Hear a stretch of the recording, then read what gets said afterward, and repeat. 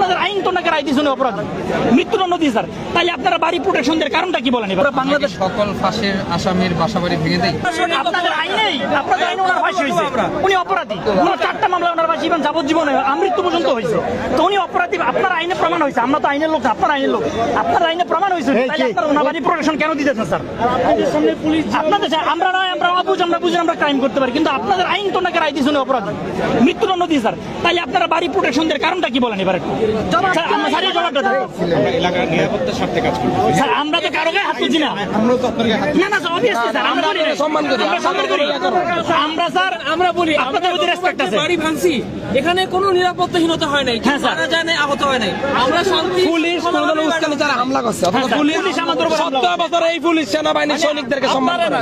আমরা নিজের চোখে দেখা, হ্যাঁ মানে স্বরাষ্ট্রমন্ত্রীর কি জায়গায় জায়গায় সৈনিকদেরকে তারা সম্মানিত করে। যেখানে আপনাদের আইন রায় দিয়েছে উনি এই হাসিনাই ফিলখানা হত্যাকাণ্ড ঘটাইছে, এই হাসিনার এইখান থেকে এই পরিকল্পনা হয়েছে, ফিলখানার যে পরিকল্পনা, অর্থাৎ তার কোন ধরনের চিহ্ন আমরা রাখতে চাই। এই দেশপ্রেমিক সেনাবাহিনীদেরকে তারাই, এই দেশপ্রেমিক সেনাবাহিনীদেরকে, আমার দেশপ্রেমিক সেনাবাহিনীদেরকে তারাই করছে, রক্তাক্ত করছে।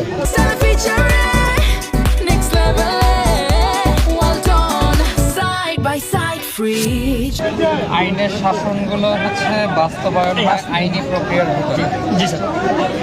যদি বাড়ি ভাঙা, ও আমাকে চর মারছে, আমিও যে চর মারলাম, তাহলে তো আইনি ব্যবস্থাটা বলতে স্যার বলতে আইনি ব্যবস্থাটা তখন বিতর্কিত হয়ে যায়। জি জি আমি যখন মনে করেন যে বাবা মারা একটা কিছু নিয়ে শাসন করতে বা বসছে একটা কিছু নিয়ে বিচার করতে, তখন যদি যাকে নিয়ে বিচার করতেছে তার মানে তার কোনো কিছু এসে যদি আপনি আবার ভেঙে যান বা আপনি যদি কিছু করে দেন, ওই বিচারটা বিতর্কিত হয়ে যায়।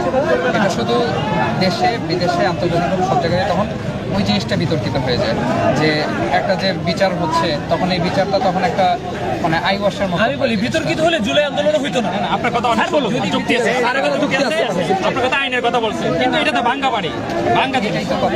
এটা হলো আওয়ামী যে লীগের জিনিসটা এখানে কিছুদিন পরে এখন যে অবস্থায় আছে বাসাটা, এই অবস্থায় এটার কোনো অবস্থাই নেই আসলে, এটা পুরো মানে ভাঙা। এখন আপনার আর কি বলবো? এইটা কি গিরি স্যার, এটাকে গিরে উস্কানি দেয়। আসলে ভাঙতরা এসে হয়তো আপনারা এখানে ভাঙা মানে হচ্ছে একটা অরাজকতা সৃষ্টি হওয়া, ভাঙা জিনিসটাই একটা অরাজকতা সৃষ্টি করে। আমরা আগের ভাঙা বিষয়টাই এরকম।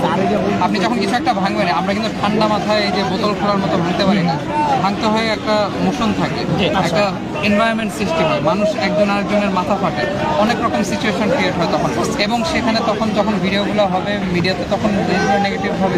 এর আগে যখন ভাঙা হয়েছে এই ধরনের কোনো কাহিনী ঘটে না যে কারো ফাটে। আচ্ছা, দ্বিতীয়ত হচ্ছে এখন কথা হচ্ছে আমরা যখন সর্বসম্মত, আমরা জানি চাররা চায় আমরা শেষ করে দিই, কিন্তু আচ্ছা স্যার সর্বসম্মত স্যার এক একজন এক একটা ইন্টারপ্রিটেশন দিয়ে ভিডিওগুলো কিন্তু আচ্ছা স্যার ভিডিওগুলো সর্বসম্মত স্বীকৃত যখন উনি অপরাধী, সুশীল রায় সর্বসম্মত স্বীকৃত যখন আমার দেশের সর্বোচ্চ আদালত, যখন যে আদালত ওনার হাতে প্রতিষ্ঠিত ট্রাইব্যুনাল, ওনার আদালত থেকে যখন ওনাকে রায় হয়েছে, উনি আজকে অপরাধী, ওনাকে ফাঁসি রায় দিয়েছে সর্বসম্মত পুরো বাংলাদেশ। সকল ফাঁসির আসামির বাসাবাড়ি ভেঙে দেয় না স্যার, ফ্যাসিবাদ